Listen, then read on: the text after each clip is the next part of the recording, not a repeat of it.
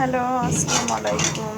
আজকে আমি dry fruits দিয়ে সব ধরনের ড্রাই ফ্রুটস দিয়ে আমি সেমাইয়ের যে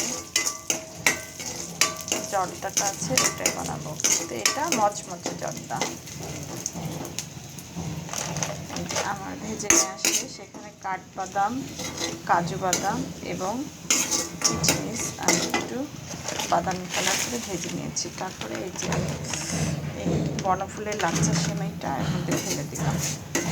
দিয়ে আমি এটা কিছুক্ষণ নাড়াচাড়া করলে এটা খেতে যে কি মজা, একদম মচমচে।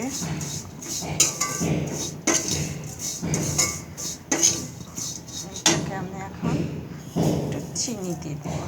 2 টেবিল চামচ মতো চিনি আছে, চিনিটা ঢেলে দিলাম। চিনি ঢেলে দেওয়ার পরে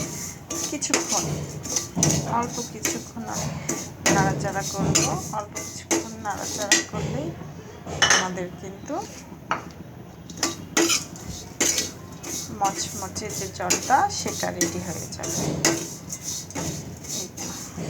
আমার হয়ে এসেছে। আমি এটাকে এখন সার্ভ করে দেবো।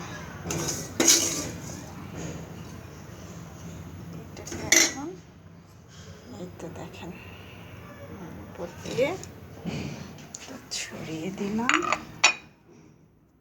আমার মচমচে জর্দা কিন্তু রান্না শেষ। আমার ভিডিওগুলো যদি ভালো লাগে অবশ্যই একটা করে লাইক দিবেন। Tata, bye bye.